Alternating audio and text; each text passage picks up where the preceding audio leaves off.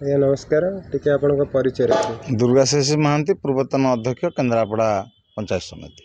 ଶାରଦୀୟ ଗଜଲକ୍ଷ୍ମୀ ପୂଜା ଆଗକୁ ଆସୁଛି, ସେ ସମ୍ବନ୍ଧରେ ଆପଣଙ୍କର ବାର୍ତ୍ତା ରଖିବେ।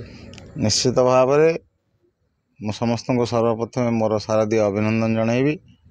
କେନ୍ଦ୍ରାପଡ଼ାର ପରମ୍ପରା ମା ଗଜଲକ୍ଷ୍ମୀଙ୍କ ପୂଜା ସମସ୍ତେ ଖୁସିରେ ମନାନ୍ତୁ, ମାଙ୍କର ଆଶୀର୍ବାଦ ଲାଭ କରନ୍ତୁ, ବିଭୁ କୃପା ଲାଭ କରନ୍ତୁ ଏବଂ ସମସ୍ତେ ଆନନ୍ଦ ଉଲ୍ଲାସରେ ଏ କାର୍ଯ୍ୟକ୍ରମ ଶେଷ କରନ୍ତୁ। ମୁଁ ସମସ୍ତଙ୍କୁ ଅନୁରୋଧ ରଖିବି। ସେ 14 କୁଲାଟିରେ ଆମର କେତେଟି ପାଖାପାଖି ମେଢ଼ ହୁଏ, ଆଉ ଏ ବର୍ଷ ଆଉ କ'ଣ ନୂଆ କରିବା ପାଇଁ ପ୍ରଚେଷ୍ଟା ଜାରି ରହିଛି? ଏଠି ଆମ ଗ୍ରାମ ପଞ୍ଚାୟତରେ 5 ଗୋଟି, ଆଗେ 9 ଗୋଟି ମେଢ଼ ହେଉଥିଲା, ଆସ୍ତେ ଆସ୍ତେ ସେଇଟା ବନ୍ଦ ହେଇକି 5 ଗୋଟି ମେଢ଼ ଏବେ ହେଉଛି ଏବଂ ଅତି ଶାନ୍ତି ଶୃଙ୍ଖଳାର ସହିତ ମେଲଣ ଗୋଟେ ଦିନରେ ହୁଏ ଏବଂ ଅତି ଭଲ ଭାବରେ ହୁଏ। ଏଠି ସମସ୍ତ ଲୋକମାନେ ତାକୁ ଉପଭୋଗ କରନ୍ତି ଏବଂ ସମସ୍ତେ ସାମିଲ ହୁଅନ୍ତି।